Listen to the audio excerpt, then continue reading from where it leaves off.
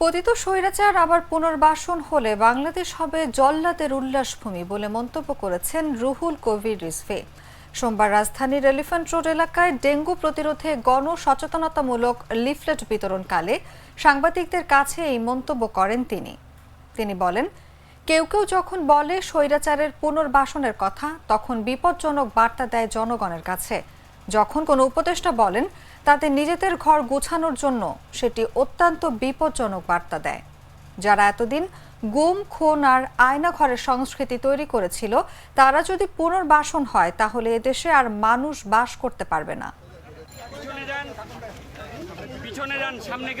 এইভাবে তারা জনস্বাস্থ্যকে উপেক্ষা করেছে, এইভাবে তারা মানুষের জীবনকে বিপন্ন করেছে, এইভাবে একের পর এক তারা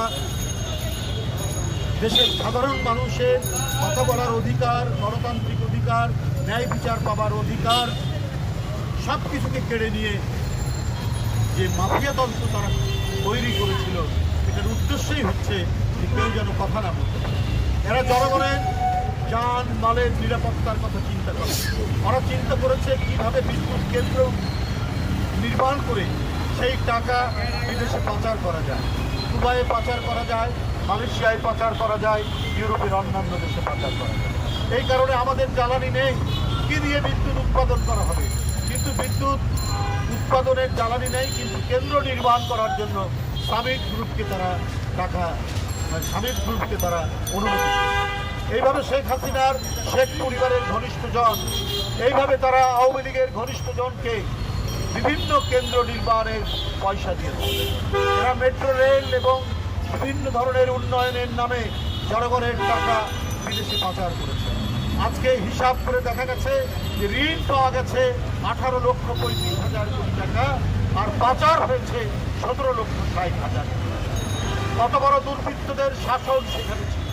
বন্ধুরা আমার, আমি সেই জন্যই বলতে চাই যে সেই দুর্বৃত্তরা আজকে নানা দিক থেকে পালিয়ে গিয়ে বাজে বাজে আওয়াজ করে। শেখ হাসিনা বলছেন যে বর্তমান যে সরকার, সে আর এক পাশের পেশি দিচ্ছে না, কারণ উনি লুটপাটের যে স্বাদ পেয়েছেন, টাকা আত্মসাতের যে স্বাদ পেয়েছেন। স্যার, আমাদের নতুন প্রোডাক্ট সিক্সার্স। দেখতে তো ভালো, খেতেও ভালো। তুমি একটু বেশিই বলো। জানি স্যার, বিশ্বাস করবেন না, তাই সুপার স্লো মোশন ক্যামেরা নিয়ে এসেছি। দেখেন স্যার, চকলেট, পিনাট, ক্যারামেল ও নোগাটের দারুণ কম্বিনেশন এলো সিক্সার্স চকলেট কোটেড বার। পুরোটা এনার্জি।